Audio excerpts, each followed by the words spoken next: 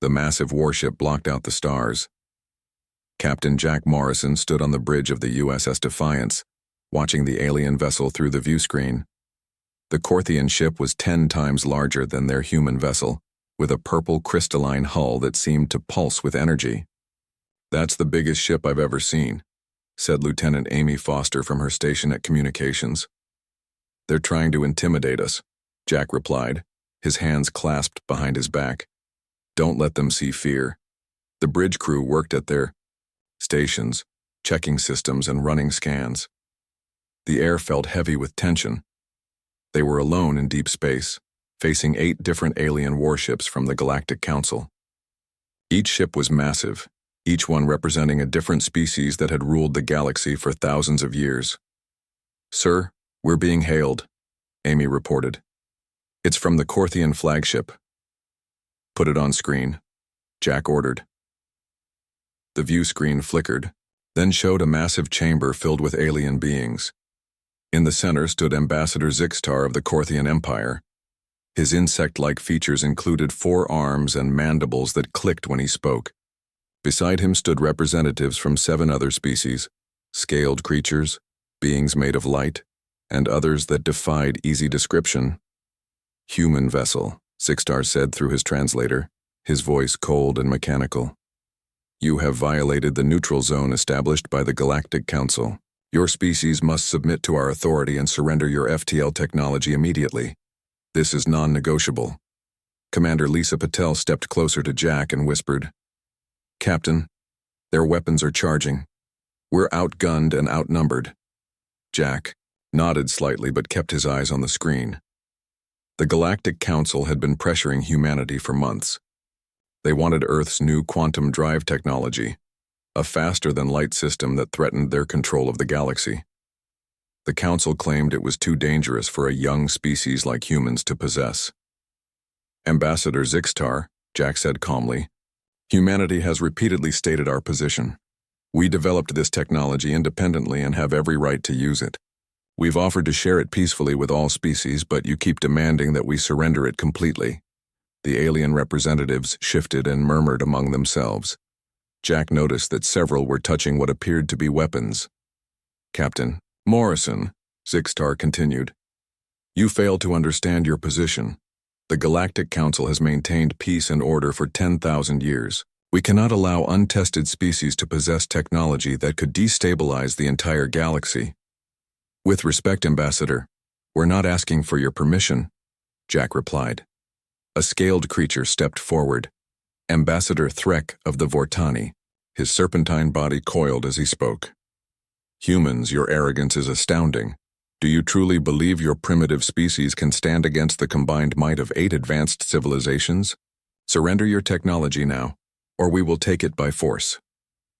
The tactical officer, Lieutenant Danny Walsh, called out from his station, "Captain, all 8 ships are powering up their main weapons. They're targeting our engines and quantum core." Jack felt the weight of command on his shoulders. His crew of 300 humans faced an armada that could destroy entire planets. But humanity hadn't come this far by backing down from bullies. "Ambassador," Jack said, his voice steady, "I need to be very clear about something. Humanity has spent its entire history fighting for freedom. We've faced tyrants before, human ones. We didn't bow to them, and we won't bow to you." Zixtar's mandibles clicked rapidly in what might have been laughter or anger.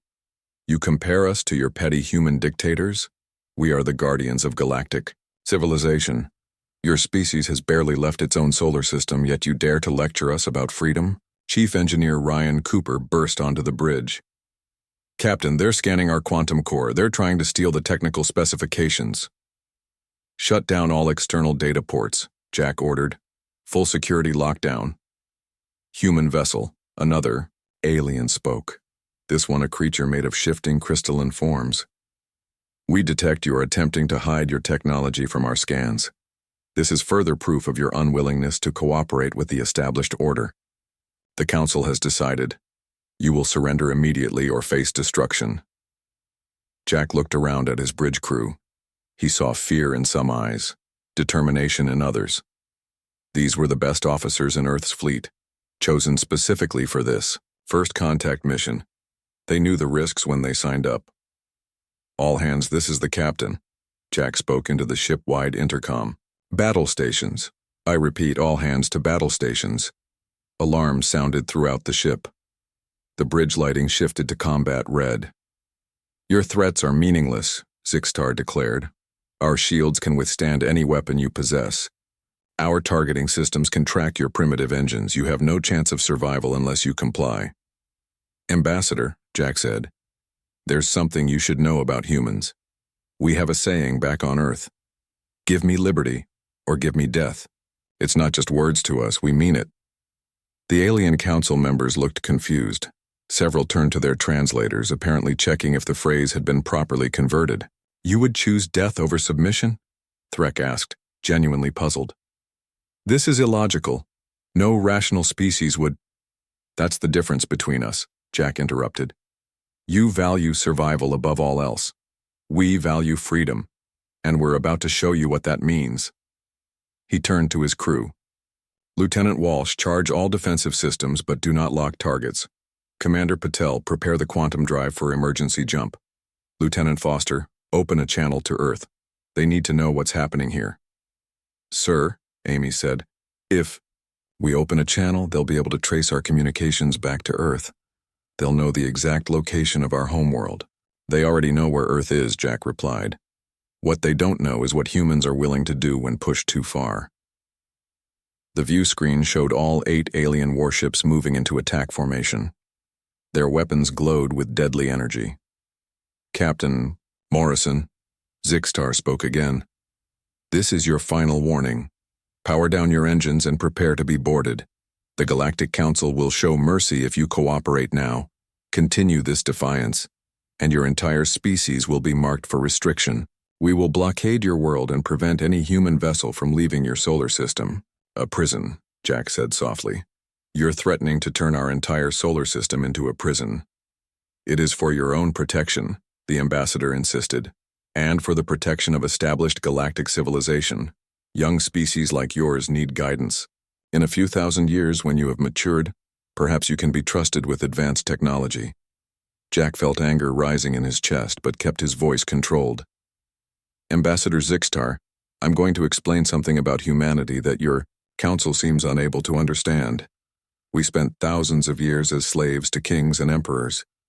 We fought wars for freedom that killed millions. We've seen what happens when power is concentrated in the hands of a few who decide what's best for everyone else." He took a step forward, closer to the view screen. "Your Galactic Council is just another empire. You dress it up with words like peace and order, but at the end of the day you're demanding our submission. And that's something humans don't do anymore." "Then you have chosen destruction," Zixtar declared. "All ships prepare to fire. Target their quantum drive first, then disable their weapons. We will take their technology from the wreckage if necessary." The bridge crew tensed at their stations. Jack knew they were all thinking the same thing. This might be their last moments, alive. But not one of them suggested surrender. "Captain," Commander Patel said quietly, "it's been an honor serving with you." "The honor is mine, Lisa," Jack replied. He touched a control on his command chair. "All hands, this is the captain. In about 30 seconds, things are going to get very interesting. Remember your training, remember why we're here, and remember, humanity didn't come this far to kneel before another empire." He looked back at the view screen, at the 8 massive warships preparing to fire. "Ambassador Zixtar, before you attack, there's one more thing you should know about humans." "What is that?" the alien asked, his mandibles clicking impatiently. Jack smiled grimly. "We've been underestimated before. It never ends well for the other side." The weapons on the alien ships began to glow brighter, preparing for their devastating barrage. The USS Defiance seemed tiny and vulnerable in comparison, a single human ship facing the might of the galaxy's dominant powers. But as the countdown to combat began, not a single human on board considered surrender. They had come to space not as subjects or slaves, but as free beings, and they would rather die in the stars than live on their knees. The future of humanity hung in the balance, and the next few moments would determine whether Earth would join the galaxy as an equal partner, or be forever confined to its home system. The choice had been made. Now came the consequences. The silence on the bridge lasted exactly 3 seconds before Zixtar's mandibles clicked in what seemed like amusement. You reject our negotiation? You refuse to discuss terms? This is unprecedented. That's right, Jack said firmly. We reject your terms. We reject your authority. We reject the idea that you have any right to demand our technology or limit our expansion into space. The alien representatives looked at each other in confusion.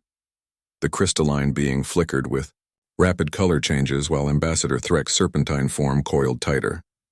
In 10,000 years, Threk hissed, no species has ever refused to negotiate with the Galactic Council. When faced with our combined might, every civilization has chosen discussion over destruction. Then we're the first, Jack replied. First and last, Zixtar corrected. Your species will serve as an example to other young races. Your fate will demonstrate why compliance with the Council is the only logical choice. Lieutenant Amy Foster spoke up from her station. Captain, they're charging weapons again. Energy readings are off the scale. Hold position, Jack ordered. No aggressive moves unless I give the word. The alien council members were clearly disturbed. Several were gesturing wildly, their translators struggling to keep up with their rapid speech. Humans, another council member spoke, this one a being of pure energy contained in a humanoid-shaped field. You must understand. The Galactic Council exists to prevent chaos. We have seen species destroy themselves with technology they weren't ready to handle. We have witnessed entire star systems rendered uninhabitable by young races who thought they knew better.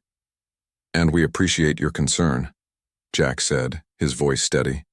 But humanity will make its own mistakes and learn from them. We don't need your protection. We need your respect. Respect. Zixtar's translator made a sound that might have been laughter. Respect is earned over millennia, not demanded by upstart species who have barely left their homeworld. Then we'll earn it, Jack said. Starting today. Commander Lisa Patel moved closer to Jack and whispered, Sir, their lead ship is moving to optimal firing position. They're targeting our quantum core specifically. If they hit it, they won't, Jack said quietly. Trust me. He raised his voice again to address the aliens. Ambassador Zixtar, you've made a critical error in judgment. You've assumed that because we're younger than you, we're weaker. That because we're newer to space travel, we're less advanced. Let me show you why that assumption is going to cost you. Jack turned to his chief engineer. Ryan, execute Protocol Gamma. Aye, sir, Ryan Cooper responded, his fingers flying over his console. The USS Defiance seemed to shimmer for a moment. The alien sensors immediately began screaming warnings. Impossible, Threk shouted. Your ship it's in multiple locations. Simultaneously. Not exactly, Jack said. Our quantum drive doesn't just move us through space, it moves us through probability itself.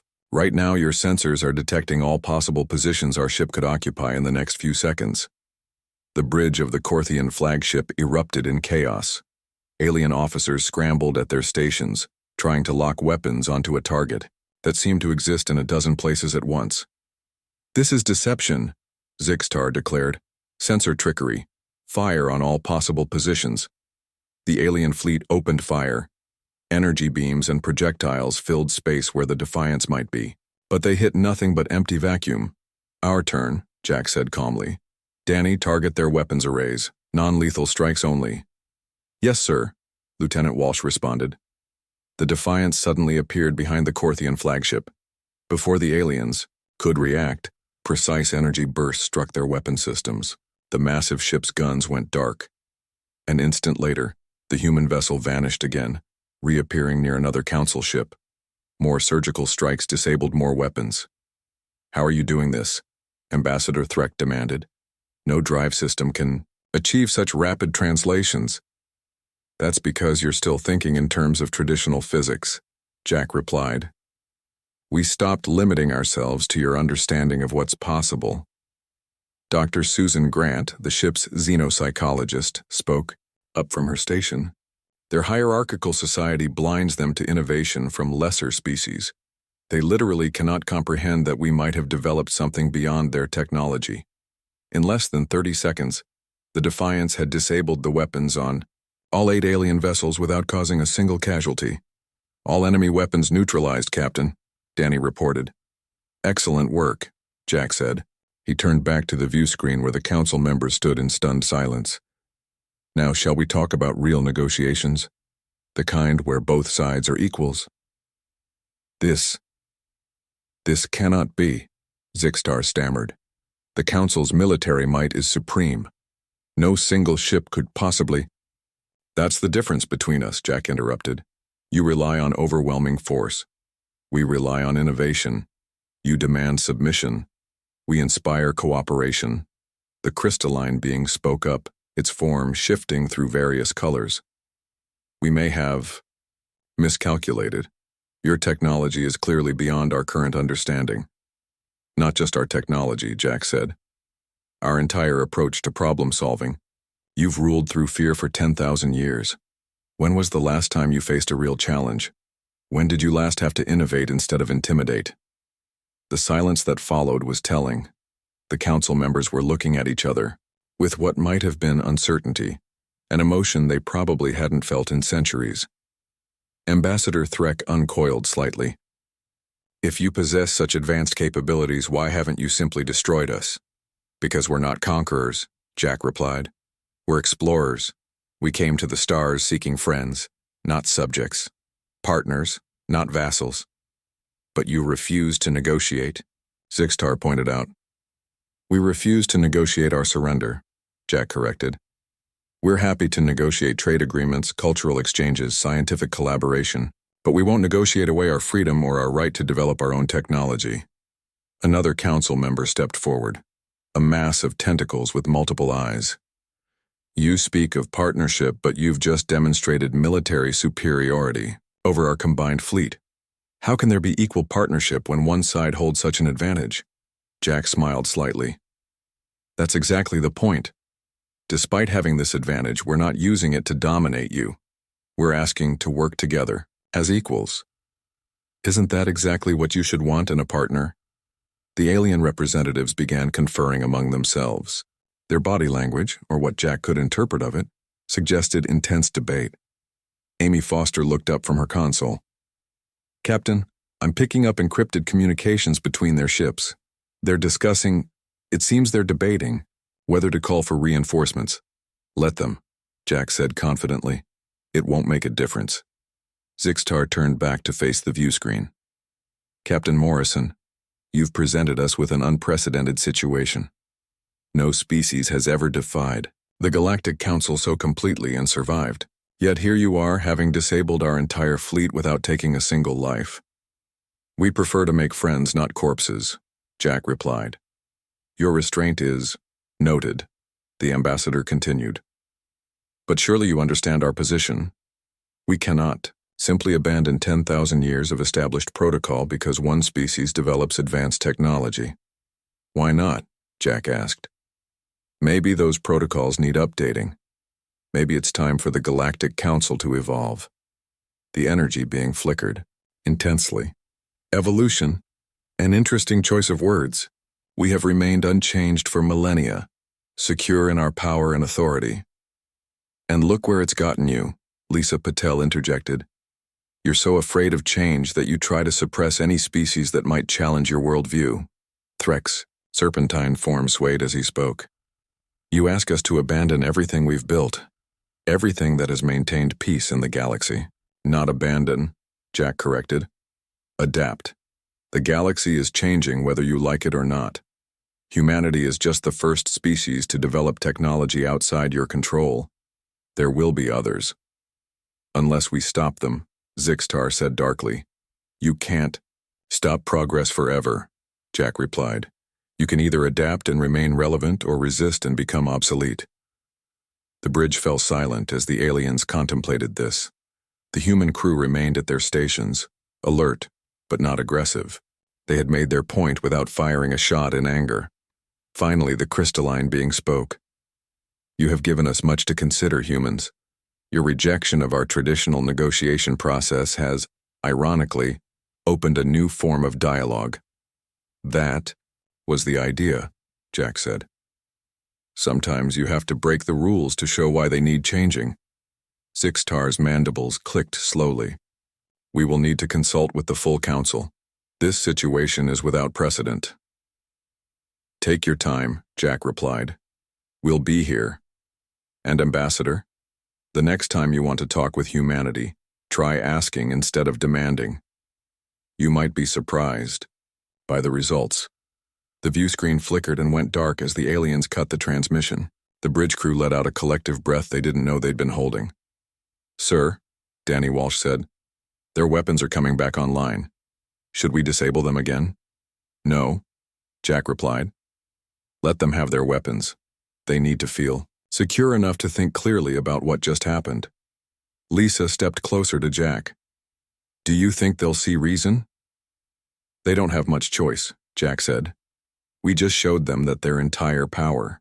The hundreds of Galactic Council ships hung in space like metallic stars, their weapons powered but not yet aimed. On the bridge of the USS Defiance, Captain Jack Morrison watched the tactical display with calm determination.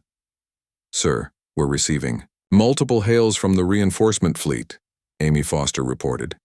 They're demanding to know what happened to the original 8 ships. Let them wonder for a moment, Jack replied. Sometimes silence speaks louder than words. The bridge crew maintained their stations, monitoring the massive fleet that now surrounded them.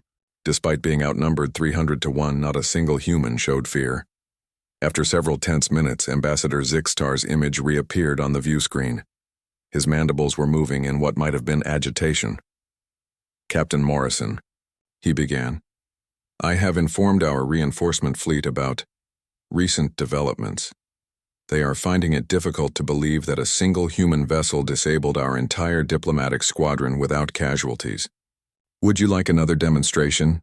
Jack offered calmly. That will not be necessary, Zixtar said quickly. However, Admiral Krath of the Vortani Defense Force insists on speaking with you directly. The screen split to show another alien, this one covered in armored scales with glowing red eyes. Admiral Krath's voice rumbled like thunder through the translator. Human Captain, I have served the Galactic Council for 500 years. I have never encountered a situation like this. You claim to have superior technology, yet you haven't destroyed your enemies. Explain this contradiction. Jack stood from his command chair and faced the screen. Admiral Krath, there's no contradiction. Having the power to destroy doesn't mean you should use it. We disabled your ships to make a point, not to start a war. Warriors who show mercy are either fools or are hiding weakness, Krath growled. Or, Jack countered, they're strong enough not to need brutality to prove their point.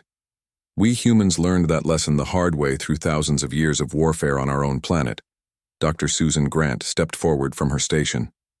If I may, Captain? Jack nodded and she addressed the Admiral.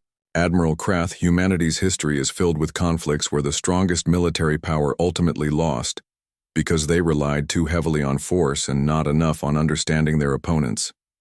Psychology lessons from a primitive species, Krath scoffed. How amusing. Primitive. Jack smiled slightly. Your fleet still can't get a target lock on our ship, can it? The Admiral's scaled face twitched. After a moment, he admitted, your vessel appears to exist in multiple quantum states simultaneously. Our targeting systems cannot adapt. Exactly, Jack said. Now imagine if we were the kind of species that used this advantage to annihilate our enemies. Your entire fleet would be debris by now. Instead, we're talking. That's not weakness, Admiral. That's wisdom. Zixtar interjected. Admiral Krath, I must remind you that the human vessel disabled our entire diplomatic squadron in less than 30 seconds without causing a single casualty. Their restraint should not be mistaken for inability. The Admiral's red eyes narrowed. You speak as if you admire them, Ambassador. I speak as someone who has just learned that our understanding of power may be incomplete, Zixtar replied carefully. Jack cleared his throat. Admirals, ambassadors, we have a proposal. Instead of continuing this standoff, why not arrange a proper first contact meeting? not as conquerors and subjects, but as potential partners exploring new possibilities. The Council does not partner with species that refuse to acknowledge our authority, Krath stated firmly. Then maybe it's time for the Council to change, Jack replied. The galaxy is vast, Admiral. There's room for different approaches to civilization. Lisa. Patel whispered something to Jack, who nodded before continuing. Admiral Krath, we've noticed that several of your ships are experiencing power fluctuations in their shield generators. The Corvin frigate on your left flank, for instance, has a cascade failure building in its primary power coupling. On the view screen, Krath quickly consulted his own displays, his eyes widening. How could you possibly know that? That ship is 15,000 kilometers away. Our sensors aren't limited by the same constraints as yours, Jack explained. We could help you fix those problems if we were allies instead of adversaries. You would help us repair our ships? Zixtar asked, surprised. Why not? A damaged shield generator is dangerous for everyone nearby if it explodes, Jack said. Besides, we're trying to prove a point about cooperation. Ryan Cooper spoke up from the engineering station. Captain, I could transmit the repair specifications for their power coupling issue. It's a simple fix. They're using an outdated frequency modulation that causes resonance feedback. Do it, Jack ordered. He turned back to the screen. Admiral, check your fleet communication channels. We're sending repair instructions for the Corvin frigate. Moments later, Krath's expression shifted from suspicion to amazement. The solution is so simple, yet none of our engineers saw it. How did your people identify this flaw so quickly? Different perspective, different solutions, Jack replied. Imagine what we could accomplish if we shared knowledge instead of threatening each other.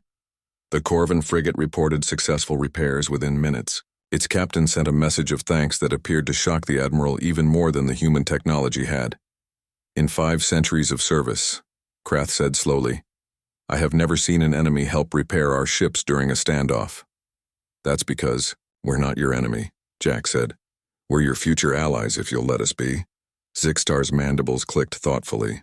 Admiral, I believe we should recommend to the full council that they reconsider their approach to these humans. You would overturn 10,000 years of tradition based on one encounter? Krath demanded. Not overturn, Zixtar corrected. Evolve. The humans have demonstrated capabilities we cannot match and wisdom we did not expect. Perhaps it is time for the council to learn, rather than simply command. Several other alien commanders joined the communication channel, having monitored the exchange. A chorus of voices, translated and overlapping, filled the bridge. The humans helped repair our ship. Their technology is beyond our understanding. They could have destroyed us but chose not to. Maybe the old ways need updating. Jack let the aliens debate among themselves for a moment before speaking again. Ladies and gentlemen of the Galactic Council, we humans have a proposal. We'll share our quantum drive technology with any species that wants it. Not under duress, not with conditions of servitude, but freely, in exchange for mutual respect and cooperation. The channel erupted with shocked responses. Share technology that could reshape the balance of galactic power? It was unprecedented. Admiral Krath's voice cut through the chatter. You would give away your greatest advantage? Why? Because advantages mean nothing if everyone is too afraid or resentful to work together, Jack replied. Our quantum drive opened the stars to us. We want to open new possibilities for everyone. But you could rule the galaxy with such technology, another alien commander protested. Jack shook his head. We don't want to rule anyone. We want to explore, to learn, to grow alongside other species. The galaxy is big enough for all of us to thrive without stepping on each other. Zixtar spoke up again. This generosity is confusing to us. In our culture, power is never shared willingly. It must be taken or earned through millennia of service. Then consider this humanity's gift to the galaxy, Jack said. A new way of thinking about power and cooperation. Dr. Susan Grant added, on Earth we discovered that our greatest achievements came not from conquest, but from collaboration. The same groups that once fought wars later worked together to cure diseases, explore space, and solve global challenges. Your species confuses me more with each passing moment, Admiral Krath admitted. You possess overwhelming military superiority, yet you speak of medicine and exploration. That's because we've learned that the greatest victories don't come from weapons, Jack said. They come from turning potential enemies into friends. The debate among the alien commanders continued, but the tone was changing.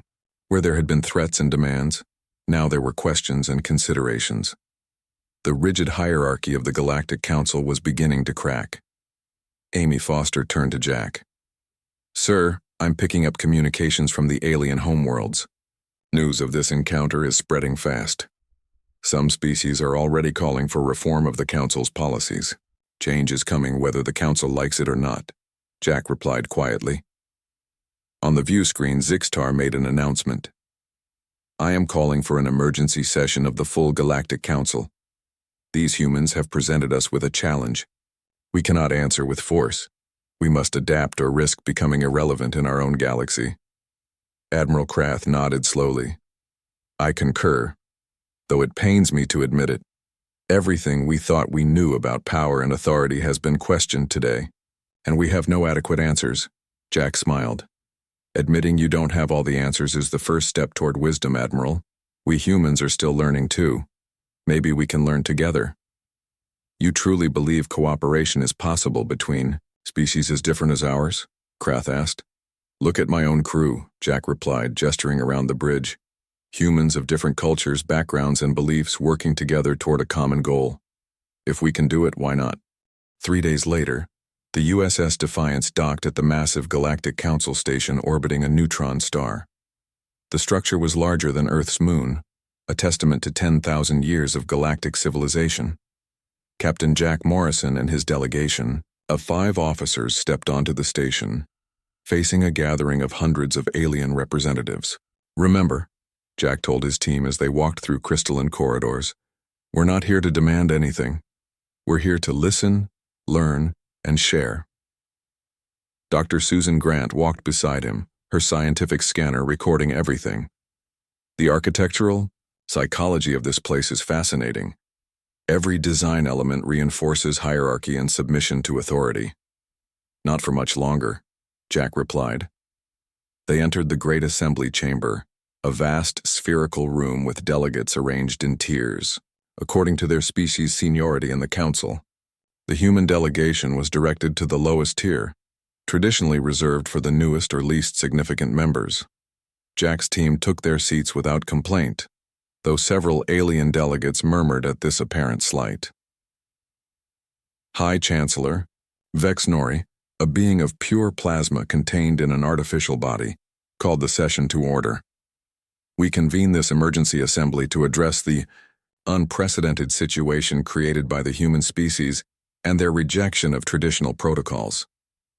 Admiral Krath stood from his position in a middle tier. "High Chancellor, I propose we first address the seating arrangement. The humans have demonstrated capabilities that warrant a higher position than the novice tier." Murmurs of surprise rippled through the chamber.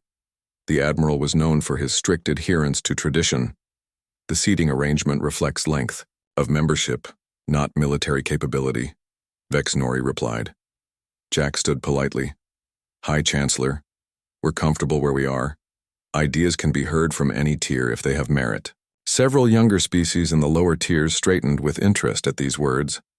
Ambassador Zixtar rose from his seat. "Perhaps we should focus on the matter at hand. The humans possess technology we don't understand and have offered to share it freely. This challenges our entire system of technological control. Exactly why we must be cautious," warned Counselor Thess from the highest tier. "Free distribution of advanced technology could destabilize the entire galaxy." Jack raised his hand for permission to speak. Vex Nori hesitated, then nodded. "Counselor Thess, may I ask how your species first obtained faster-than-light travel?" The elderly alien's feathers ruffled. "We earned it through 5,000 years of loyal service to the Council. It was granted to us when we proved our maturity and stability. And in those 5,000 years, how many of your people died from preventable diseases? How many never saw the stars because your species was kept deliberately primitive?" Jack asked calmly. The chamber fell silent. "We don't know," Thess admitted finally. Such records were not kept. On Earth, we call that a crime against progress, Jack said. Every year a species is denied technology is a year of lost opportunities, lost discoveries, lost lives that could have been saved. A younger delegate from the lower tiers spoke up, a reptilian being named Kessa. The human speaks truth. My people have served the Council for 800 years.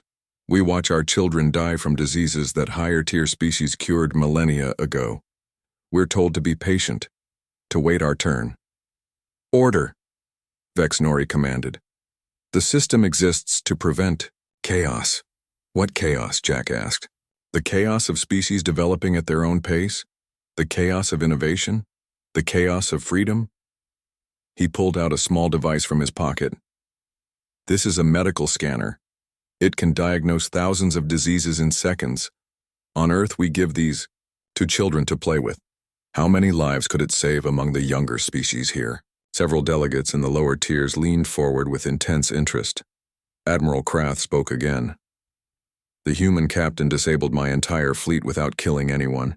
He could have conquered us, but instead he helped repair our ships. Perhaps we should consider that such beings might be worthy teachers, not threats. You would overturn our entire order? Counselor Thess demanded. I would evolve it, Krath replied. As the humans have shown us, we must. Vexnori's plasma form flickered with agitation. This council has maintained peace for 10 millennia. Peace through control is not true peace, Jack responded. It's organized suppression. Real peace comes from mutual respect and cooperation between equals. A delegate from the middle tier stood, a multi-limbed being called Nexus Ambassador Viral. The humans raise questions we have avoided for too long. How many potential Einsteins or Newtons have we suppressed among the younger races? How many cures for diseases have gone undiscovered because we hoarded knowledge? The chamber erupted in debate. For the first time in centuries, delegates from all tiers were arguing as equals, not as superiors and subordinates. Dr. Susan Grant leaned over to Jack. We're witnessing the collapse of their entire social structure. No, Jack whispered back. We're witnessing its transformation.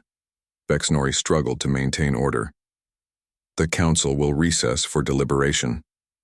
With respect, High Chancellor, Jack called out. I think the era of a few making decisions for everyone is ending. Why not let all delegates participate in the deliberation?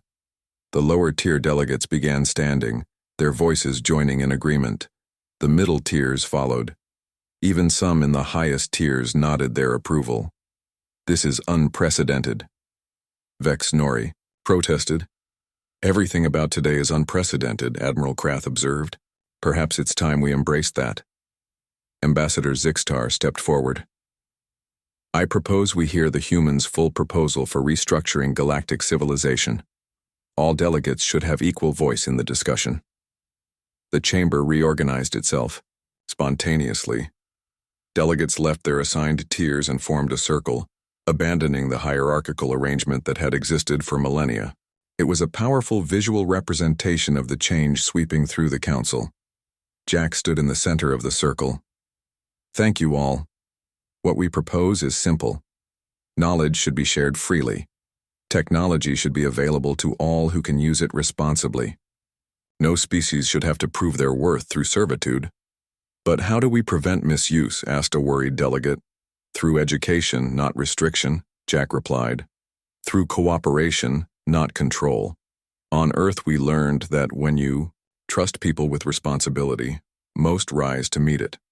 Counselor Thess objected. Some species are too primitive, too violent to handle advanced technology. Were humans considered primitive and violent by your standards a year ago? Jack asked. The counselor fell silent. Every species has the potential for both creation and destruction, Jack continued. The choice isn't made by their technology level, but by their values and wisdom. And those develop best in freedom, not under control. Kessa, the young reptilian delegate, spoke up. My people have been called too aggressive for advanced technology, yet we've never started a war. We've only defended ourselves with primitive weapons while watching our attackers use advanced arms denied to us. Several other lower-tier species shared similar stories. The pattern became clear. The council system had perpetuated inequality and injustice in the name of stability. Admiral Krath's voice boomed across the chamber. I have enforced this system for 500 years. Today I see its flaws. The humans didn't just show us new technology. They showed us a mirror. And I don't like what I see in it. What do you propose we do? Vexenori asked, his resistance weakening. Jack smiled. Start with small steps. Open the archives. Share medical technology immediately. No one should die from curable diseases. Create exchange programs between species. Let innovation flourish naturally instead of controlling it. And your quantum drive technology? Someone asked. We'll teach it to anyone who wants to learn, Jack said. But more importantly, we'll teach the principles behind it. Don't just give a species a fish. Teach them to fish. The debate continued for hours. Ancient prejudices clashed with new ideas. Fear of change battled hope for a better future. But slowly, gradually, the tide turned. As the session neared its end, Vexenori called for attention. I never thought I would say this, but the humans have challenged everything I believed about order and civilization. And I find myself convinced by their arguments. A collective gasp went through the chamber. I propose we establish a new galactic council. Vexenori continued. One based on equality, shared knowledge, and mutual respect. The humans will help us transition from our old system to this new one. All in favor? Admiral Krath called out. The response was overwhelming. Delegates from all tiers, all species, all worlds raised their appendages in agreement. Jack felt Lisa Patel squeeze his shoulder. We did it, she whispered. No, Jack replied, they did it. We just showed them it was possible. As the council erupted in celebration of this historic moment, Ambassador Zixtar approached the human delegation. You've changed everything. Do you realize what you've done? We've opened a door, Jack said. What happens next is up to all of us. The old guard won't give up easily, Zixtar warned. Change is never easy, Jack replied. But it's necessary. The galaxy is too vast, too full of potential to be held back by fear. Around them, delegates who had never spoken to each other were exchanging ideas. Species separated by artificial hierarchies for millennia were planning collaborative projects. 6 months after the historic council session, the galaxy had transformed beyond recognition. The USS Defiance, now accompanied by ships from dozens of species, patrolled the former neutral zone that had once separated advanced and primitive civilizations. Captain Jack Morrison stood on the observation deck of the new Unity station, watching ships come and go from 100 different worlds. Beside him stood Ambassador Zixtar, whose role had evolved from enforcer to facilitator. I still can't believe how quickly things changed, Zixtar said, his mandibles clicking in what Jack had learned was amusement. Change was overdue, Jack replied. The dam was ready to burst. We just removed the first stone.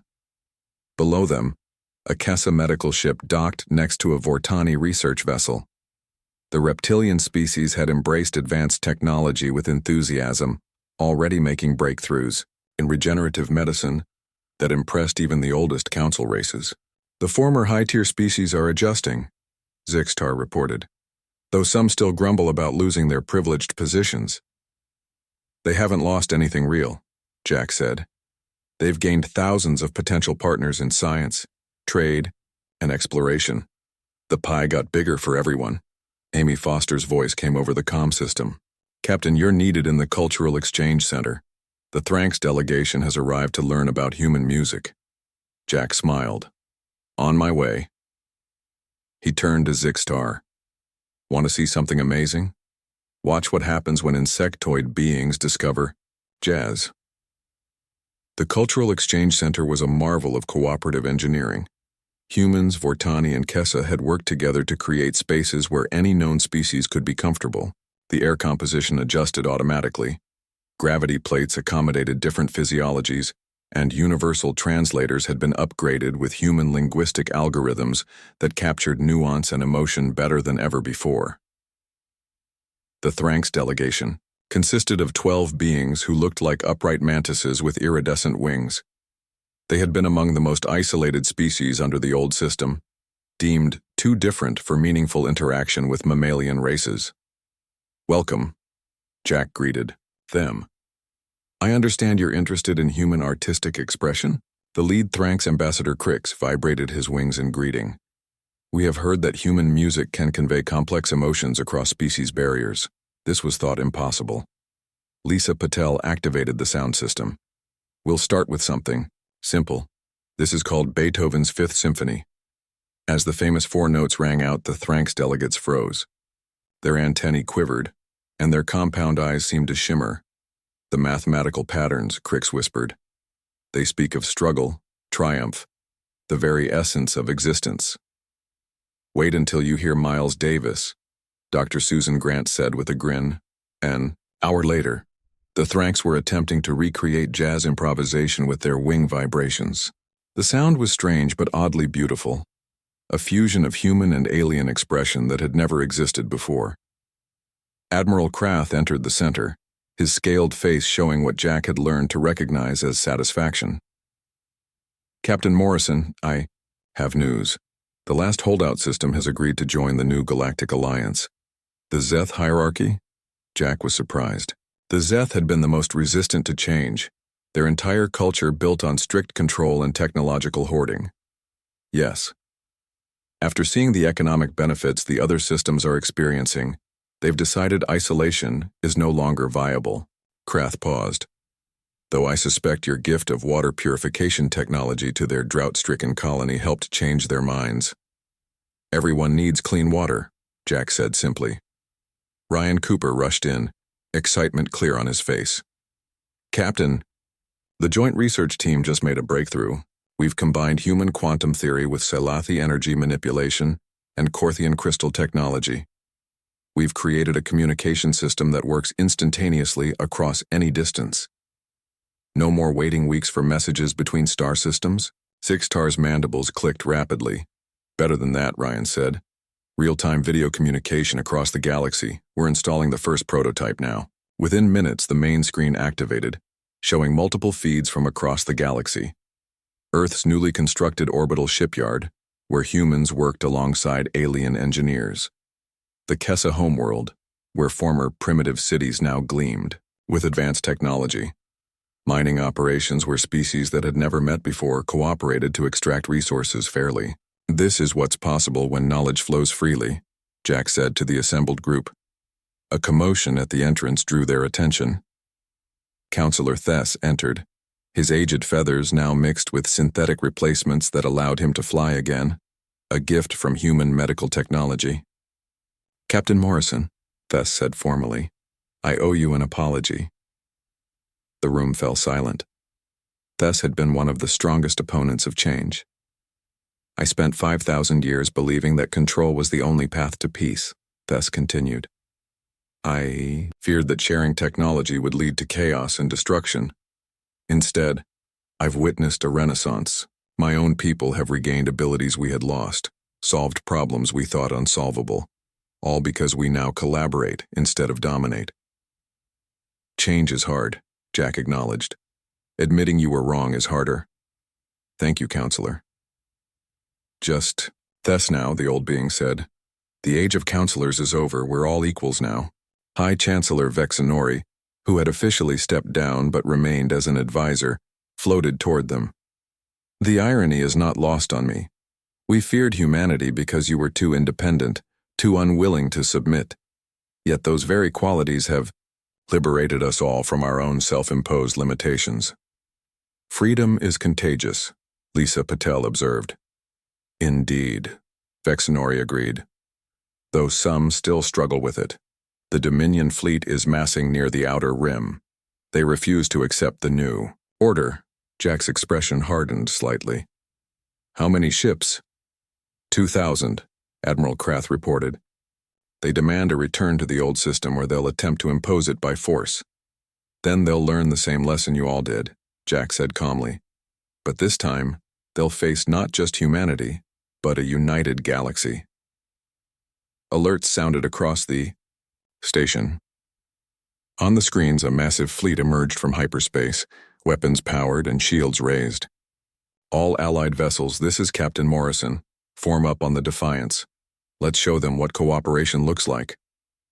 Within minutes, ships from 50 different species arranged themselves in a coordinated defense formation. Former enemies now flew wing to wing, their combined technologies creating an impenetrable barrier. The Dominion commander appeared on screen, his reptilian features twisted in anger. This alliance is an abomination. Order must be restored. Order evolves, Jack replied. You can evolve with it or be left behind. The choice is yours. We choose war. The Dominion fleet opened fire, but their weapons splashed harmlessly against collaborative shield technology that combined the best of all species innovations. In response, the Allied fleet didn't attack. They demonstrated. Ships vanished and reappeared using human quantum drives. Selathi energy beings merged their powers with Korthian crystal matrices to create spectacular defensive displays. Kessa, medical vessels stood ready to assist anyone injured on either side. We're not your enemies, Jack broadcast to the Dominion fleet. Look at what we've achieved together. Your people could be part of this. The battle, if it could be called that, lasted less than an hour. Faced with overwhelming technological superiority and unwavering unity, the Dominion fleet began to fracture. Ship after ship powered down weapons and requested asylum. The Dominion commander made one last attempt to rally his forces, but his own crew mutinied, inspired by the freedom they saw in the Allied fleet. It's over, Admiral Krath declared as the last Dominion ship surrendered. No, Jack corrected. It's just beginning. 1 year later, Jack stood once again on the observation deck, but now he looked out at a transformed galaxy. The station had been renamed Unity Point and served as the heart of a new civilization based on cooperation rather than control. Final log entry as captain of the Defiance. Jack spoke into his recorder. Today, I transfer command to Lieutenant Commander Amy Foster. My new role as Director of Interspecies Cooperation begins tomorrow. He paused, looking out at the busy space lanes where ships of all designs traveled freely. When we first arrived in this sector, we faced an empire built on fear and control. We could have fought it with superior firepower. Instead, we fought it with an idea, that beings are stronger together than apart, that knowledge shared is knowledge multiplied. Ambassador Zixtar approached, now wearing the insignia of the Galactic Education Council. Ready for your new role? More than ready, Jack replied. Though I'll miss commanding a ship. Who says you won't? Zixtar's mandibles clicked in amusement. The exploration fleet needs experienced captains. There are still thousands of uncontacted species out there, all waiting to be offered a choice instead of an ultimatum, Jack mused. Lisa Patel joined them, sporting the rank of admiral in the new combined fleet. The latest reports show technological advancement has increased by 300% across all member species. Poverty is declining, diseases are being eliminated, and we've had 0 military conflicts between members. Because everyone has a stake in everyone else's success now, Jack said. The old council never understood that. A chime sounded, and the station's AI announced, "Attention all.